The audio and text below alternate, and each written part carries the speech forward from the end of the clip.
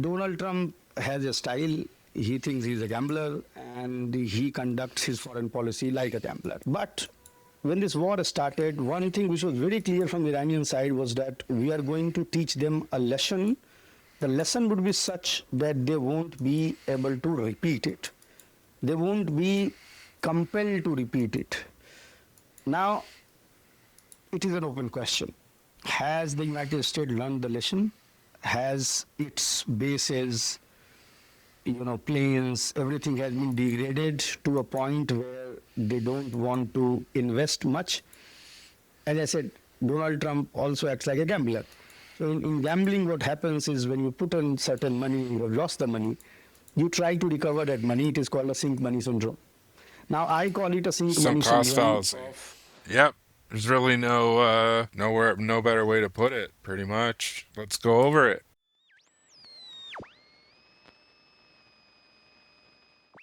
Celebrations, this was on April 8th. This is the night shortly before the deadline. Celebrations have erupted in Tehran following news of a 2-week ceasefire agreement that will allow for peace negotiations between the United States and Iran. Iran accepted the temporary ceasefire cessation of hostilities, with talks scheduled to begin on Friday in Pakistan. It was actually on Saturday, right now, Saturday afternoon.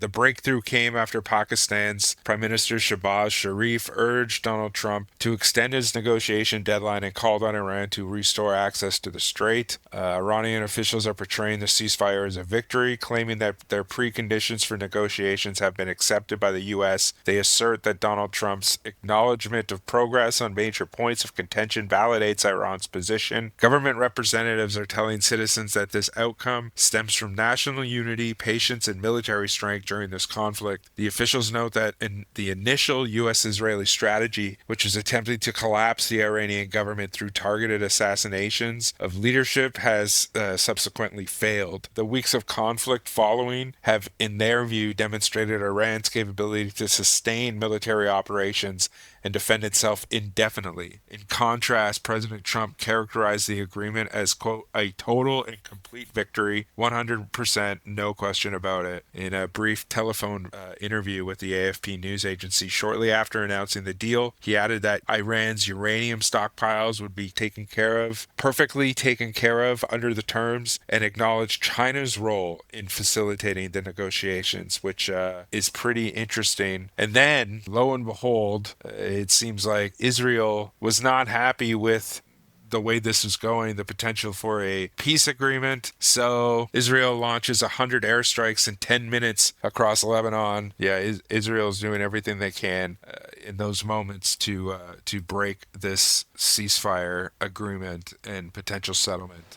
For 47 long years, the expansionist and Islamist regime in Tehran has waged a savage, one-sided war against America. They didn't always declare it openly, except for their constant chants of death to America. They did it through the blood of our people. Car bombs in Beirut, rocket attacks on our ships, murders at our embassies, roadside bombs in Iraq and Afghanistan, funded and armed by Iranian Quds Force and IRGC killers. My generation of veterans carry the names of brothers who never came home. Brothers butchered by Iranian-backed roadside bombs and well-armed militias, thousands of our own. We didn't start this war, but under President Trump, we are finishing it. When the U.S. and Israeli forces launched Operation Epic Fury on February 28th, oil prices immediately surged. U.S. crude jumped 7.5%, Brent spiked 6.2% in the opening hours, and by the end of the first week, U.S. crude had posted its biggest weekly gain in the history of futures contracts dating back to 1983, surging 35.63%.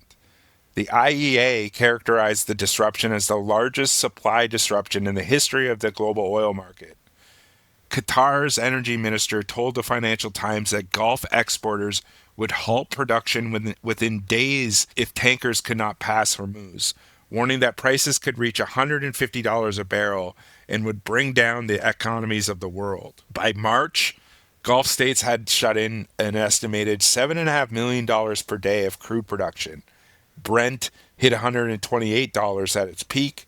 U.S. crude topped at 110. So then the next day, Trump goes on Truth Social, says Tuesday will be power plant day and bridge day, all wrapped up in one in Iran. There will be nothing like it. Open the fucking strait, you crazy bastards, or you'll be living in hell. Just watch. Praise be to Allah, President Donald Trump.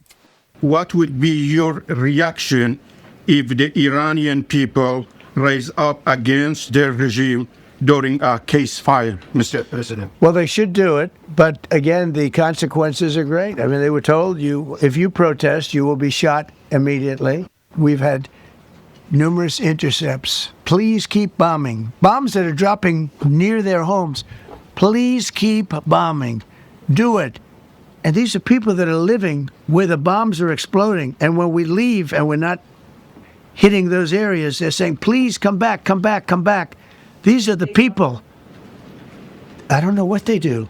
All I can tell you is they want freedom. So April 7th, we see Karg Island has hit Iran's primary oil export terminal. There's strikes throughout the day on railway bridges, highway bridge, a petrochemical plant, an airport, power transmission lines west of Tehran. And I want to pause before I go further because something needs to be named that keeps disappearing inside the geopolitical analysis of this entire conflict. Because earlier in the war, an elementary school was struck on the first day. Approximately 170 children, schoolgirls, again, not a data point. It is 170 children who were alive and then were killed. And Trump said he was not at all concerned about committing war crimes, a statement that now sits in the permanent record. And so April 7th on the afternoon, Trump posted on Truth Social, Tuesday will be power plant day and bridge day, all wrapped up in one in Iran. There will be nothing like it. And then he says later on, a whole civilization will die tonight, never to be brought back again. And imposes an 8 p.m. Eastern deadline, and prediction markets were pricing in an 87% chance of $120 oil and sharply raised recession odds. And on that same afternoon, as the deadline approached, Iranian official Alireza Rahimi called on young people, athletes, artists, students, and their professors to form human chains around the country's power plants. And Al Jazeera documented what followed. There was crowds at the Kazirun combined cycle power plant in Fars province, formations stretching across major bridges in Avaz, gatherings near the Bushehr nuclear facility. Two things are happening simultaneously about, like, when you're looking at this thing, you're seeing two things that are true here, because there is a genuine collective solidarity in these moments. A population that is under existential threat, that is choosing visible presence over dispersal, over evacuation, refusing to be rendered invisible or as collateral damage. And at the same time, there is an explicit state strategy, officials directing civilians towards specific infrastructure targets because their physical presence introduces a deterrence variable that military systems are not able to compute in an easy way. And so both of these things are happening in a real way simultaneously. And these types of gatherings, are a convergence. And the state's direction of these gatherings are meeting a genuine human response. And the Western information that we're getting was designed to force a choice between those two readings as if they were being used as human shields. Let's go back to the evening of the threat. Pakistan apparently is on the phone through the night with J.D. Vance, Witkoff, and the Iranian camp. The Islamabad Accord proposal, it is a immediate ceasefire with 15-20 days to finalize a broader settlement. It is apparently transmitted electronically through Pakistan, with the sole active communication channel being through Islamabad. And in the initial phases, Iran completely rejected it, and they demanded that there would be a permanent solution. And then less than 2 hours before this 8 p.m. deadline, boom, we get a ceasefire. And in my opinion, I feel like Trump knew that an off-ramp was coming. The whole civilization will die tonight statement was not the war plan. It was a framing instrument. He deployed it at the exact moment when the deal was already being structured so that the inevitable ceasefire would look like Iranian capitulation rather than American retreat. He ran the war essentially like an election campaign. He needed to get out without looking like he blinked. So he built the narrative infrastructure before the deal landed. And it worked. And it worked for his base. He got played, and he also made it look like he didn't. And those two things coexist pretty well to an ignorant base. And that is the mechanism. It's Conor McGregor at UFC 229. Build up the circus, get submitted in the fourth round, and then frame the fight as a moral victory for years. And his fans still bought it, and that's because the framing had already been in place before the fight. I came back for the love of this, to come and shut this man up. A little rat, a little weasel, a little hard man in groups. I've met many of them through my years. A man who grows in numbers, but on his own, and when confronted in a similar situation, cowers away. And that's it. I came back for the love of fighting and the love of war, and this I am going to truly, truly love, putting a bad beating on this little glass jaw rat. That's what it is. And Trump's a fight fan. I'm sure he thought about that calculus. Okay, so let me just read you the actual ceasefire statement, because every word of it matters. It's very important to know the actual terms of at least what one side has said is the terms of the agreement. Iran's foreign minister, Abbas Araghchi, on behalf of Iran's Supreme National Security Council, dated Tehran, April 7, 2026, quote, in response to the brotherly request of PM Sharif and considering the request by the U.S. for negotiations based on its 15-point proposal, as well as announcement by POTUS about acceptance of the general framework of Iran's 10-point proposal as a basis for negotiations, I hereby declare on behalf of Iran's Supreme National Security Council, if attacks against Iran are halted, our powerful armed forces will cease their defensive operations. For a period of 2 weeks, safe passage through the Strait of Hormuz will be possible via coordination with Iran's armed forces and with due consideration of technical limitations. Trump posted this himself on his own Truth Social account. Iran framed the entire negotiation as the U.S. requesting negotiations based on Iran's 10-point proposal, and not Iran coming to the table under pressure.